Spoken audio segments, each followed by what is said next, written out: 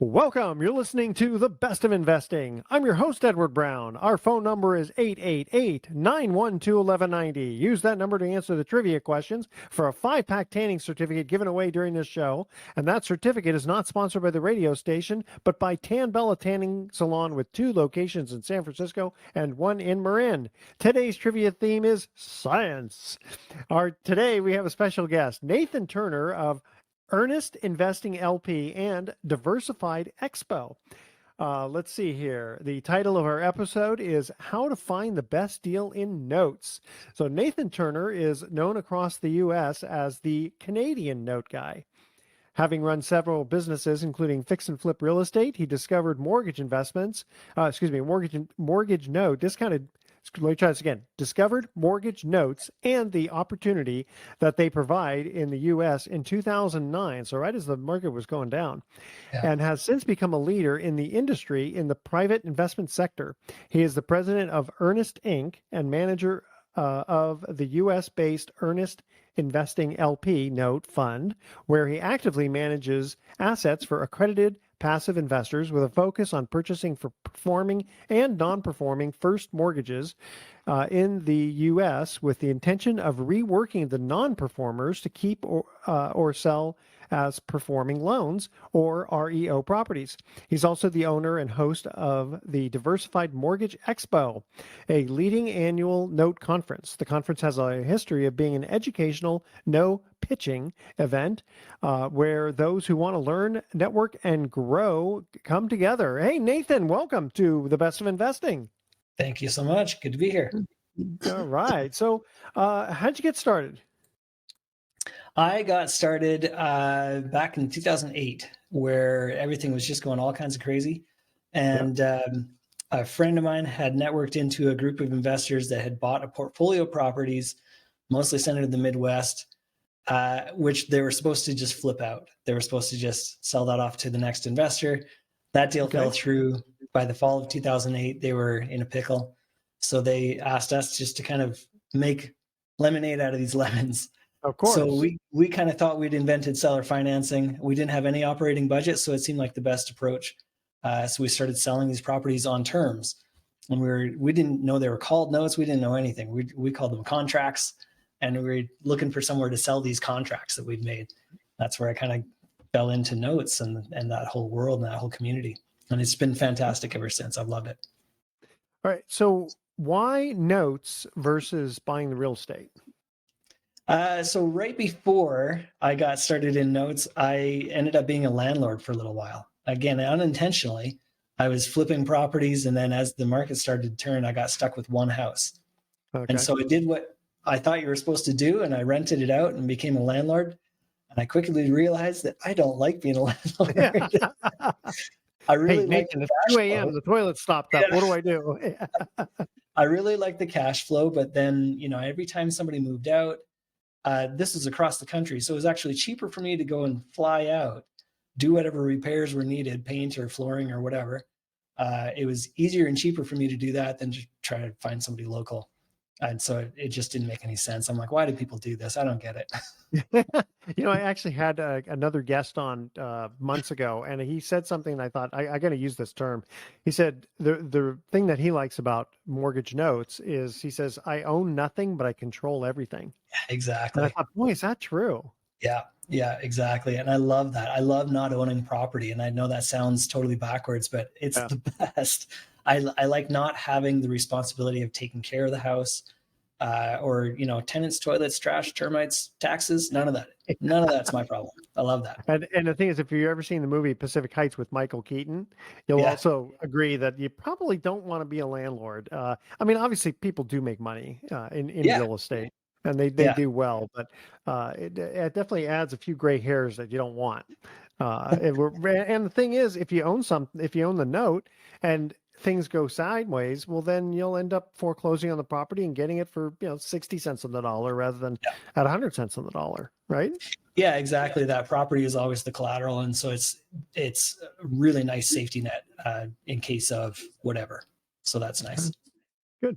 When we come back, we're going to ask how did you learn all this stuff? how do you approach notes today? Where do you find deals? That's very important. And how to get started if you want to do it on your own. And then tell us about the Diversified Mortgage Expo, because that's going to be coming up here pretty soon. And if the audience is interested, we'll give out your information so that they can learn. Sounds good. Okay, so we do want to make a mention here for Palio Restaurant in San Francisco, voted by San Franciscans. So get it right from the source as one of the best restaurants in San Francisco. That's a good place. Okay, I've been there before. Actually, the food is phenomenal and the atmosphere exquisite. Okay, here's our first trivia question on science. An earthquake that measures 8 on the Richter scale would be how many times stronger than an earthquake that measures 4 on the same scale? Call 888-912-1190. First caller with the correct answer wins that tanning certificate, which, by the way, is worth about $100 or more.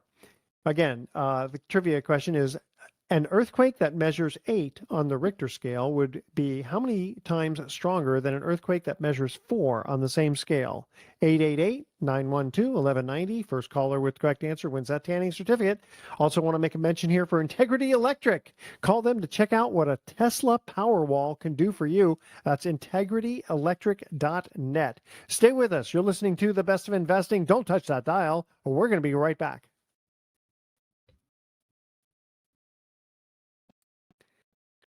Welcome back to The Best of Investing. I'm Edward Brown, your host, along with my special guest, Nathan Turner, Diversified Mortgage Expo. I think that's how I'll introduce you, if that's okay. Yeah. All right. Our first trivia question was, an earthquake that measures 8 on the Richter scale would be how many times stronger than an earthquake that measures 4 on the same scale? Nathan, what's the answer? I'm not much of an earthquake expert, so my guess is about 400 times. Actually, it's 10,000 times. Isn't that amazing? It's logarithmic. Crazy. So yeah, it's a much stronger 8 than a 4. Wow. All right. So we're talking about discounted notes and how you got started, and why you like notes over real estate. So how did you actually learn? How did you learn about notes specifically? My first real introduction, there's 2 things. So number one, I found a guy down in Texas. His name's Eddie Speed. And he was teaching stuff that sounded a lot like what I was doing. So 2009, I went down and took his class. I learned that there was such thing as note conferences. So same thing, late 2009, about, I think it was November, went down to New Orleans and went to, it's called the Noteworthy Conference. Yeah. And I was blown away that there are all these people there that were talking about what I was doing. They seemed to understand far better than I did what this meant and what I was actually doing, and teaching me how to do it much better. So that was really my first introduction. And then it's just lots and lots of different conferences. I took classes from 3 or 4 different people just to kind of make sure I knew what I was doing and what I was talking about. And then just hard knocks, just trying it, doing it over and over and getting the experience needed. Well, especially if you're dealing in other states, you got to know all those rules and have people in place. But I actually went to I think I went to the Noteworthy one a few years ago.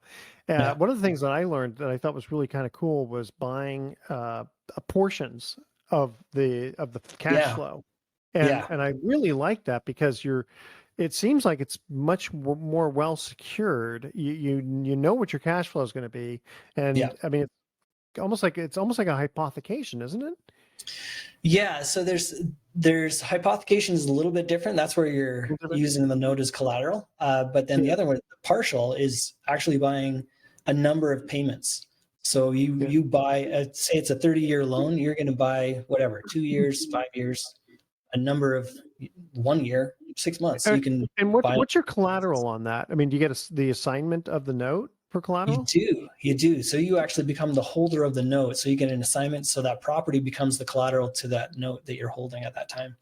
And then in the schedule, it goes, what if they pay off early, or what if it defaults? All that's taken care of in your documentation. But the actual collateral becomes the property, which is fantastic. And yeah, that, I mean, am I missing something, or it seems like that's actually a better way to go?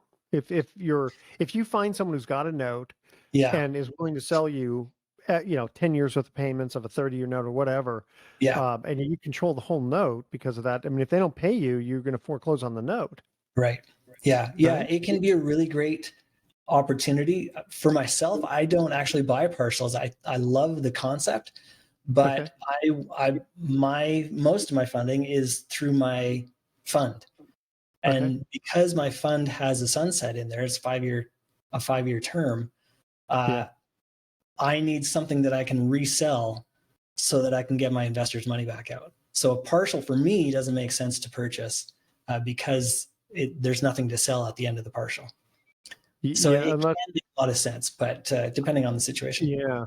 Yeah. I mean, what if you bought like 4 years worth of payments? Possibly, yeah. Possibly. Yeah. Okay. Yeah. And then I That can still sell gives off you, that last year or something yeah. like that. So Yeah, you have a fund. I How do. large is your fund? So we're raising 5 million, and we just put this Okay. together, so it's still raising capital for that. I love what I do. I just want to do it more. So Yeah. raising capital so I can do that. And you said it's 5 years. So is it just it's got a specific timeline on it, 5 years, and then everybody gets their money back? That's right. Yeah, that's how mine goes. Okay. Okay. So you've got to be. I was going to say, and they're all notes. Yes. So you have to have notes that are going to be shorter term. I mean, you can't buy any long term notes. Actually, the Unless opposite. So I'm looking for longer term notes, longer so term that notes. again, so I can have something to sell 5 years from now and sell Okay. it for roughly the same amount that I bought it for, so I Well, can cash. that's okay. So that's a question. Now, I don't expect interest rates to spike way up again, Right. Right. but what happens if you get towards the end of the 5 years? And now I lived. I'm a lot older than you, so I lived Yeah. during the late '70s, early '80s when interest Yeah. rates were 20%. If interest Right. rates skyrocket and you're at your five again, I'm talking about all these planets aligning specifically. What would Yes. happen if you're, let's say, 4 years and 9 months into it, and suddenly interest rates are really high, and you have these longer term notes? What happens? Well, the notes themselves are locked into whatever the terms are. So Yeah. whenever it was created, so if I say, for example, it's a 10% interest rate on the note, Yeah. I bought it for like a 12 or 13% yield. Yeah. Um, that could be a challenge. Honestly, that could be a Okay, challenge where I try to that's resell fair. it. I mean, the odds of that happening, though. I mean, right Yeah, now, I just don't see that happening. I was just kind of throwing. I wasn't trying to yeah, put you on the spot. I was just kind of curious as to what would happen. yeah. And there's risk Okay, in every investment, and so you got to just kind of sure. weigh the probability and possibilities of things Well, happening. the best part of that is more of an interest rate risk rather Yeah, than a principal risk on that. right, I'll tell you right. what, let's get to our second commercial break here. We're Yeah. talking science. What is the heaviest organ in the human body? Call 888-912-1190. First caller with the correct answer wins that tanning certificate, which is worth $100. Again, here's our trivia question. What is the heaviest organ in the human body? All right. And when we come back, we're going to talk more with Nathan about discounted notes. Probably my favorite subject, I got to say. In real estate, it's my favorite subject because I want to hear Sounds great. some good stories and some horror stories and all that fun stuff. All All right. right. Stay with us. You're listening to The Best of Investing. Don't touch that dial. We're going to be right back. Welcome back to The Best of Investing. I'm Edward Brown, along with my special guest, Nathan Turner of Diversified Mortgage Expo. Our second trivia question was, what is the heaviest organ in the human body? So my guess on that is going to be, I know it's the largest, and I'm guessing the heaviest is skin. No, so skin is the largest, but it's not the heaviest. The heaviest is the liver. And depending upon how much you drink, some livers are probably heavier than others.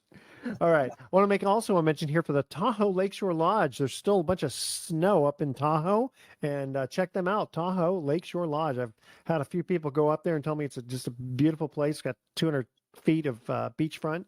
Nice. Great. So great to go in the winter for skiing and the summertime for the beach. Very All right. nice. We're talking discounted notes now. Off air, well, let's put it this way. Just before we cut to our break, we were talking about how, what happens at the end of your 5-year term if interest rates have skyrocketed. Yeah. What does that do to, sell notes to get clients back their money? But on the flip side, right now we're at a fairly high interest rate, relatively speaking. Yeah. If the new administration comes in and lowers interest rates, in theory, you guys Yeah. could make a lot of money, right? I mean, Yeah. if interest rates go down to 4%, Yeah. yeah, Yeah. 4 or 5% seems to be kind of the average ish over yeah, time. And so, yeah, if it drops down there, then great. Then we're happy there too. Good deal. Okay. But again, the most important thing, and I've always said this to people, is preservation of principle. Yeah, I just don't absolutely. want to lose. I just don't want to lose principle. So, Right. um, give us some horror stories and success stories of some of the notes you've been involved with. So a horror story, I have to go back a few years, but I had one that was just turned into a bit of a nightmare where we had it was way back when I was buying notes on properties worth, $30,000, and this was out in Michigan. Bought the note. I think we paid maybe $10,000 for it, and then by the time we actually got possession of the property, it was vacant. We had to do a foreclosure, so we got possession of the property, and then it was just absolutely trashed. It was just in really, really rough shape. So much so, and then the city had put additional liens upon it and everything, and they were just very difficult to deal with. They didn't want to, help us out with any of the liens so that we could actually do something with the property and fix it up, or anybody else for that matter. So we went to sell it, and by that point, we would have lost money no matter what on the sale. So it was actually more advantageous just to let it go, and so that's what ended up happening. We let that one go And back. Probably couldn't even strip out the copper. Someone already did that already. Done that, so we were out of luck there even. So yeah, it was just firewood. Yeah.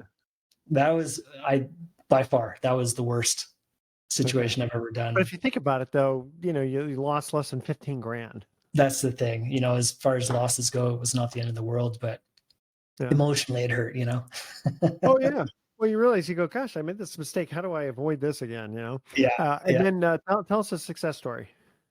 Success story. I like working with the borrowers to see how we can help solve their problems, and so that's always fun. Mm-hmm. So we had one in North Carolina where I was helping him get refinanced. He was at a 9% with me, and he could refinance at the bank. This is a few years ago. He could refinance at 4%. So it made way more sense for him. He was going to save a bunch of money doing that. The issue was that he needed a new furnace, and it was an $11,000 expense and money that he just didn't have. And was this was a non-performing note to begin with? To begin with, yes. And then we got him performing. He'd been paying for 4 or 5 months, and then I told him, look, it's to your advantage here. Go ahead and refinance. You'll save a bunch of money. So we did that. And then, of course, if I get paid off early, then that increases my return as well. So it's a win-win for both of us. So went in the end, figured out that including the bank loan, we could help. That would pay off that $11,000. So I went ahead and forwarded the $11,000 for the new furnace, knowing that I was going to get that back from the bank upon refinance. And so that's what ended up happening. So, I got paid off early, which is great. My borrower got a lower interest rate, lower payment, and a new furnace. And the bank's got a new customer. So it was just win-win-win all the way around. Yeah, I like that. We had one just about less than a month ago where it was I think this one was a performing note. I can't even remember now. And suddenly, surprise, I get this big check from the servicer. The guy just somehow refinanced without us knowing and just paid it off. It's like, great. I love that. That happens. Yeah. I've had that a couple of times as well. And it doesn't happen often, but it does happen, which is fantastic. That's great.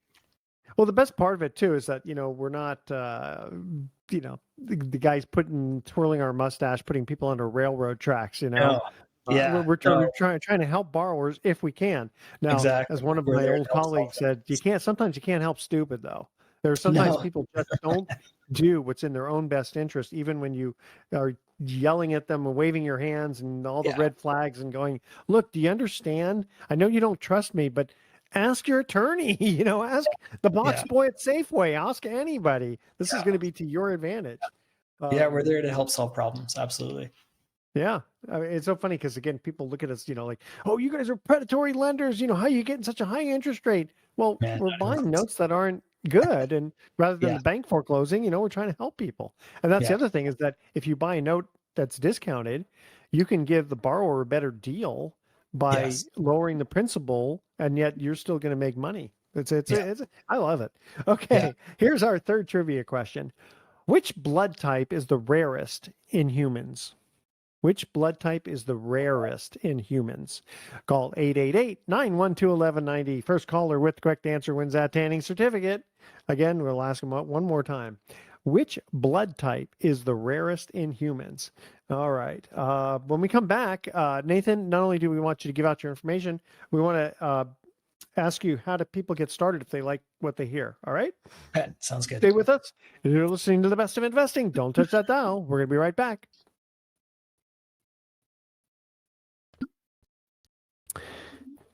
Welcome back to The Best of Investing one more time. I'm Edward Brown, your host, along with Nathan Turner of Diversified Mortgage Expo. Our third trivia question was, which blood type is the rarest in humans? Nathan, So what's the answer? It's a negative. It's one of the negative ones. A negative, B negative? AB negative. AB negative. There it is. You both. AB negative. Yeah, so that's the rarest. So that was our trivia question there. Okay, so a couple things. One, Nathan, how do people get a hold of you if they're interested in notes? The best way, you can email me. That's probably the best thing that you can do. So my email address, nathan@earnestinvesting.com. And that's going to be the best way to reach out to me. And I'm happy to get with you. Okay. Whatever questions. So a couple things. I'm sort of going to ask a three-part question. How do you approach notes today? Where do you find deals? And how do you get started if you wanted to do it on your own for investors? So if you want to get started, well, let's do this. My approach today. So I've got this investment fund, and I'm buying performing notes.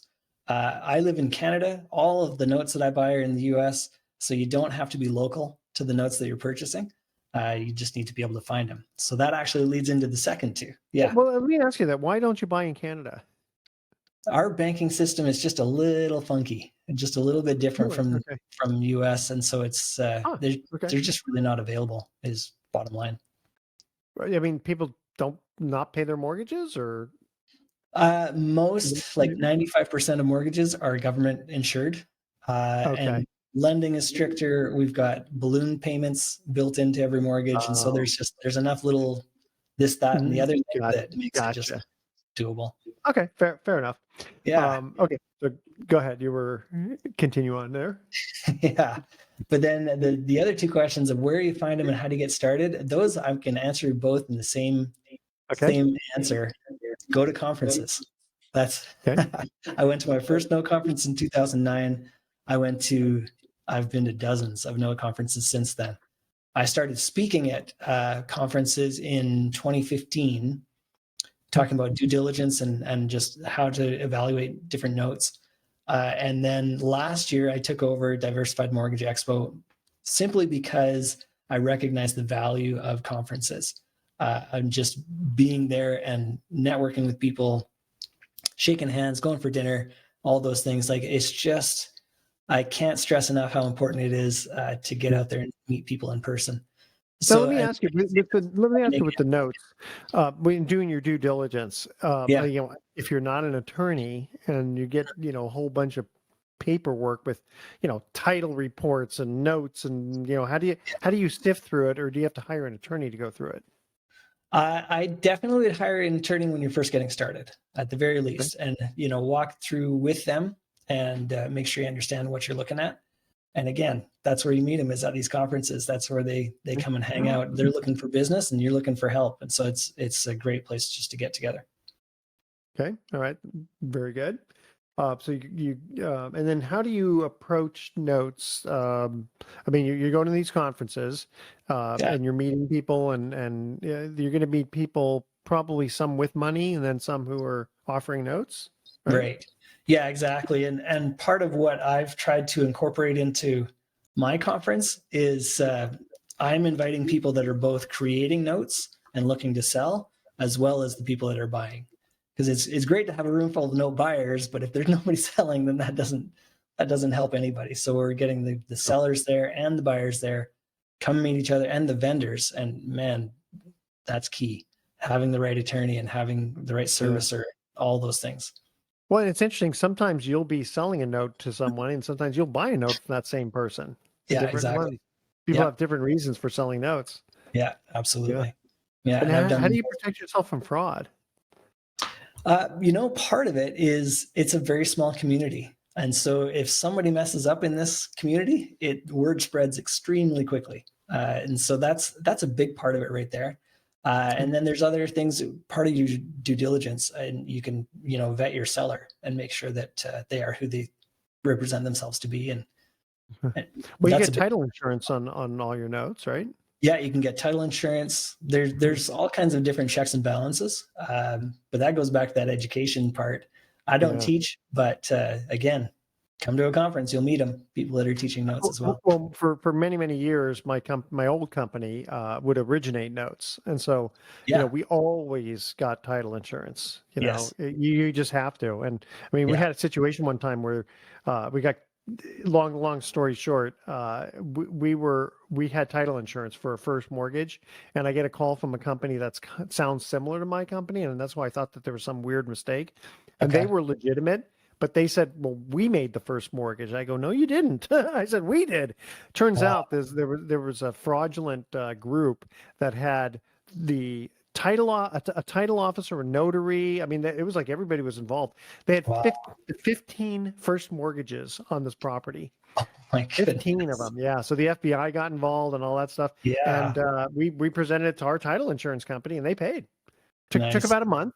But I mean, we're talking to, and it was like $1.5 million. Wow. Yeah.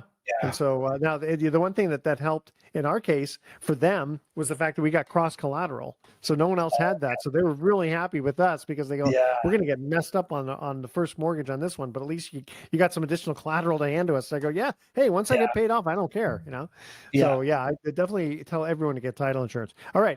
Don't have a trivia question for this last one, but go ahead, audience, stay with us. You're listening to The Best of Investing. Don't touch that dial. We're going to come back with some closing comments.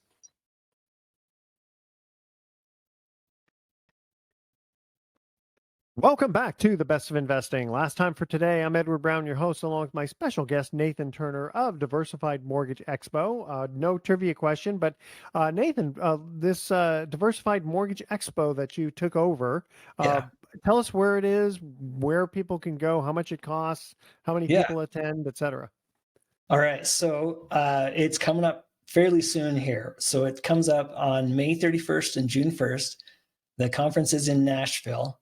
And if you buy your ticket before April 30th, you'll take part in the early bird pricing. You get $100 off your ticket. Right now, it's only $4.99. If you buy after April 30th, that goes up to $5.99. There's the hotel. There's special hotel rates also available on the website. So save some money, buy early, and I can't wait to see everybody there. It's such a great time, and looking forward to it. It's being held in it's Nashville Hilton Hotel? That's right. Yeah. Yeah. Okay. Yeah. I don't know if I've ever been there. I've been to Nashville, a beautiful area. I really enjoyed it. So, and I think you said you liked it because it's kind of the center of the United States, so to speak. Yeah, kind of in the middle of the country. And I'll tell you what, I like this hotel because there's just outside of the main ballroom, there's a really nice atrium. There's a small bar there. So it's a great place to get together, have some little one-on-one meetings, and just get to know people that much better. So we love it. I can't say enough about it. I can't wait to see everybody there. It's going to be fantastic. Let me ask you, when you're buying performing notes, what kind of net rate of return are you achieving? You're shoot for? Yeah. So for me, I'm looking for at least a 12% yield. So usually somewhere between 12 to 15% yield. Right now, the average for the fund is about 13.5. Okay. And what are you paying your investors? We pay the investors 8. Okay. And you guys keep the rest? We do. Because you got a lot of work to do. It's not like there's a lot of work to do. Yeah, there's a lot of work involved in that. Okay. That would be my caution. Don't let people tell you it's super easy, barely inconvenience. There's work to be done. It's oh yeah. Well, especially when you have a fund. Job. And how long is our clients' investors?